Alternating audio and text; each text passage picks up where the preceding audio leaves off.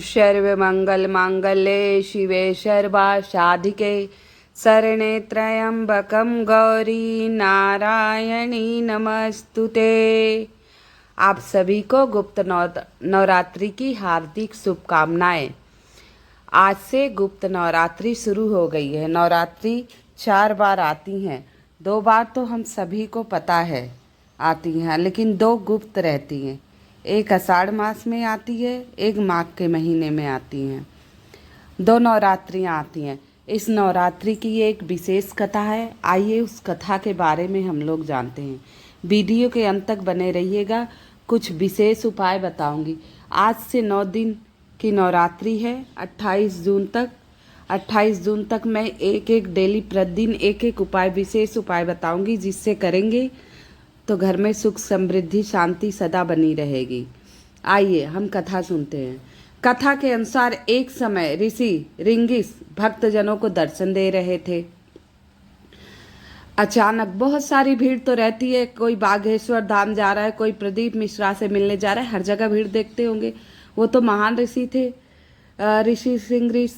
तो भक्तजनों के दर्शन दे रहे थे। अचानक भीड़ में से एक महिला आई और कर्मबद्ध होकर बोली, हाथ जोड़कर मतलब बोली ऋषि से, मेरे पति दुर्व्यसनों से सदा घिरे रहते हैं। मतलब दारू पीते हैं, मारपीट करते हैं, मांस मदिरा खाते हैं, सदा इन्हीं बातों में घिरे रहते हैं, जिस कारण मैं कोई पूजा पाठ नहीं कर पाती। भाई मन विचलित रहता है। पति उसका ऐसे दुर्व्यवहार करेगा तो मन विचलित रहेगा, पूजा पाठ में वैसे भी मन नहीं लगेगा। तो वो बोली स्त्री, हे ऋषिवर, ऐसे कारण मैं पूजा पाठ बिल्कुल भी नहीं कर पाती हूँ। धर्म और भक्ति से जुड़े पवित्र कार्यों का संपादन भी नहीं कर पाती हूँ। यहाँ तक कि ऋषियों को उनके हिस्से का अन्न भी समर्पित नहीं कर पाती। मतलब जो ऋषि भिक्षा भी लेने आते, मैं उन्हें अन्न भी नहीं दे पाती हूँ। मेरा पति तो मांसाहारी है, जुआरी है, लेकिन मैं माँ दुर्गा की सेवा करना चाहती हूँ। बोली, मैं दुर्गा माता की सेवा करना चाहती, लेकिन इन कारणों से मैं कर नहीं पाती। मेरा मन भी नहीं लगता पूजा में। मैं किसी को दान भी नहीं दे पाती हूँ। कहते हैं हमारे घर में नकारात्मक ऊर्जा रहती है तो अनहोनी ही होती है, कोई अच्छे काम नहीं हो पाते कर्म। तो बोली, मैं भक्ति साधना और अपने परिवार को जीवन सफल बनाना चाहती। मैं भक्ति करना चाहती, साधना करना चाहती, दान देना चाहती हूँ, पूजा पाठ करना चाहती, जिससे मेरे बच्चे, मेरे पति सब सुखमय जीवन जिए और उन सफलता उनके कदम चूमे। हे ऋषि, महिला ने भक्ति भाव से बहुत प्रभावित हुए। ऋषि बहुत मनोबल हार कर, दुखी होकर हाथ जोड़े विनती कर कर ऋषि से सारे विश्रांत अपनी कहानी बता दी। अब ऋषि बहुत ही प्रभावित हुए, बहुत ही प्रसन्न हुए। ऋषि ने उस स्त्री को आदर पूर्वक, सम्मान पूर्वक उपाय बताते हुए कहा कि वास्तविक और शारदीय नवरात्रि में आप जनमानस परिचित हैं। मतलब 2 नवरात्रियों को तो सभी जानते हैं लगभग, गुप्त नवरात्रियों को कोई नहीं जानता। आज उसके बारे में बताएंगे। लेकिन इसके अतिरिक्त, इसके अलावा, इन 2 नवरात्रियों के अलावा भी जिसे गुप्त नवरात्रि कहा जाता है, 2 नवरात्रियां और आती हैं। ऋषि ने उस महिला से कहा 2 नवरात्रि और भी आती है, जिसका व्रत करने से और इस प्रकार करने से कहा उन्होंने कहा कि प्रगट नवरात्रों में 9 देवियों की उपासना होती है। मतलब ये जो 2 नवरात्रियां हम सब लोग जानते हैं, इसमें 9 देवियों की उपासना होती है। लेकिन गुप्त नवरात्रि में महाविद्याओं की साधना होती है। 10 महाविद्या हैं, उन सभी की साधना होती है। इन नवरात्रों में प्रमुख देवी स्वरूप सर्वकारिणी देवी हैं। इनका स्वरूप क्या है? सर्वकारिणी देवी, सर्व ऐश्वर्य कारिणी देवी। यदि इन गुप्त नवरात्रि में कोई भी भक्त माता दुर्गा की पूजा साधना करता है तो माता उसके जीवन को सफल बना देती हैं। माता उसके जीवन को क्या करती हैं? सफल बना देती हैं। ऋषि ने उस महिला को समझाया कि आपको विशेषकर गुप्त नवरात्रि की पूजा पाठ और व्रत करना चाहिए। इससे आपके सारे कष्ट दूर होंगे, जीवन आपका सफल हो जाएगा। ऋषि ने आगे कहा कि लोभी, कामी, वैष्णी, मांसाहारी अथवा पूजा पाठ न कर सकने वाला यदि गुप्त नवरात्रों में माता की पूजा करता है, मतलब जो पापी भी है वो भी पूजा करता है, तो उसके जीवन में कुछ और करने की आवश्यकता नहीं। उस स्त्री ने ऋषि रिंगिस के वचनों को सुनकर पूर्ण श्रद्धा से कहते हुए गुप्त नवरात्रि की पूजा करने की प्रेरणा पाई और प्रण किया, और वो उसने श्रद्धा पूर्वक गुप्त नवरात्रि की पूजा की। उससे माता उस पर बहुत प्रसन्न हुई और उस स्त्री के जीवन में परिवर्तन आने लगा। धीरे धीरे सुधार आने लगे उसके जीवन में, उसकी समस्याओं का समाधान मिलने लगा और घर में उसके पूर्णतः सुख, समृद्धि, शांति आ गई। पति जो गलत रास्ते पर था वह सही मार्ग पर आ गया। गुप्त नवरात्रि में माता की आराधना करने से उसका जीवन पुनः खिल गया। इसलिए इन दोनों नवरात्रि से ज़्यादा गुप्त नवरात्रि की विशेषता है। नवरात्रि के 9 दिन माता दुर्गा अलग अलग सवारी पर विराजमान होती हैं। माँ दुर्गा के वाहन से भी सुख समृद्धि का पता लगाया जा सकता है। 4 नवरात्रियों में से 2 प्रत्यक्ष नवरात्र कहा जाता है, जो सबको पता है। लेकिन गृहस्थ जीवन वाले साधना पूजा करते हैं।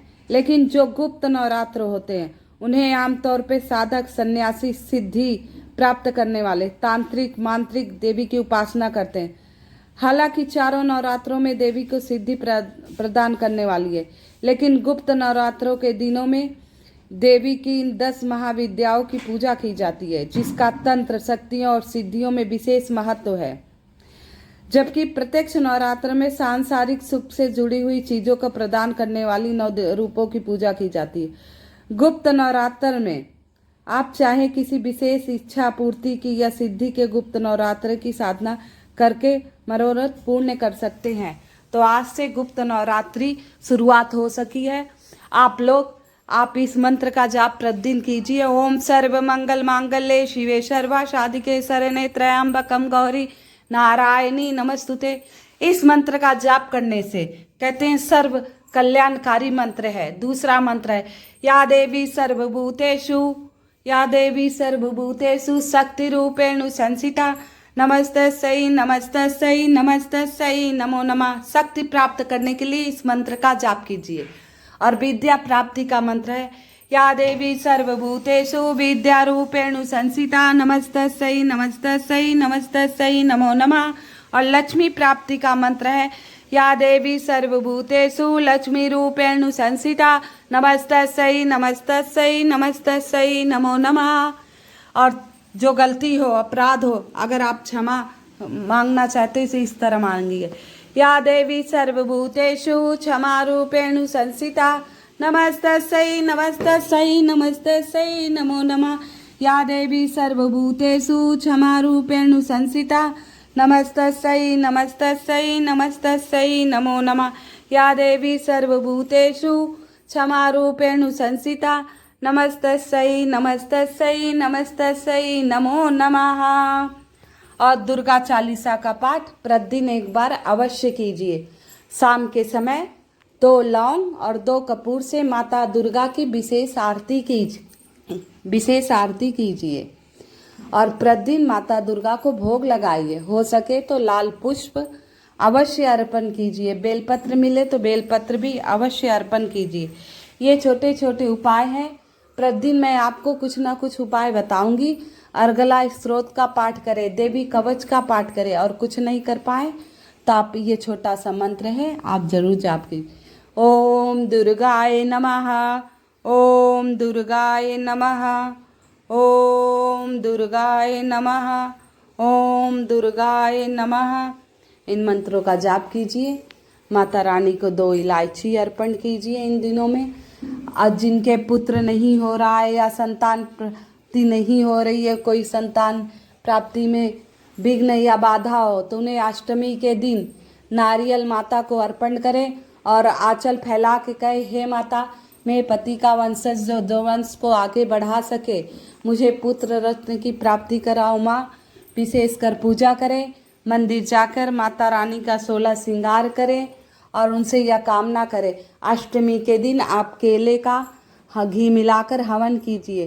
कहते हैं हर अष्टमी को केले का हवन करने से 11 अष्टमी तक करेंगे तो आपको निश्चय ही खुशखबरी मिलेगी, आपके कुंडली में संतान का योग बनेगा। नहीं भी होगा तो आपको माता दुर्गा की कृपा से सुंदर पुत्र प्राप्ति होगी, जो बहुत ही हर कलाओं में निपुण रहेगा।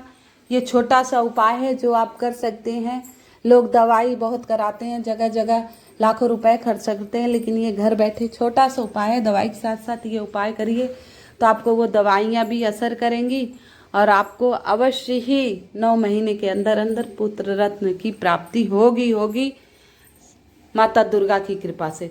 ये छोटे छोटे उपाय हैं जो हमारे जीवन को सफल बनाते हैं। ऐसे ही कुछ कल मैं दूसरी नवरात्रि के समय आपको उपाय बताऊंगी। छोटा सा उपाय है जिसे आप कर लीजिए। अगर आप नवरात्रि में पूजा पाठ नहीं कर पा रहे हैं तो माता दुर्गा चालीसा का तो पाठ कर ही सकते हैं, इसे अवश्य कीजिए। और नवान मंत्र है ओम ऐं लीं क्लीं चामुंडाय विष्यै नमो नमः, ओम ऐं लीं क्लीं चामुंडाय विष्यै नमो नमः। मेरी वीडियो पसंद आई हो, अच्छी लगी हो तो कमेंट में जय माता दी अवश्य लिखिए। जय माता दी लिखने से आपका सौभाग्य बढ़ेगा। जय माता दी। आप सभी को गुप्त नवरात्रि की हार्दिक शुभकामनाएं। ये विशेष कथा सुनिए और जीवन अपना सफल बनाइए। जय माता दी।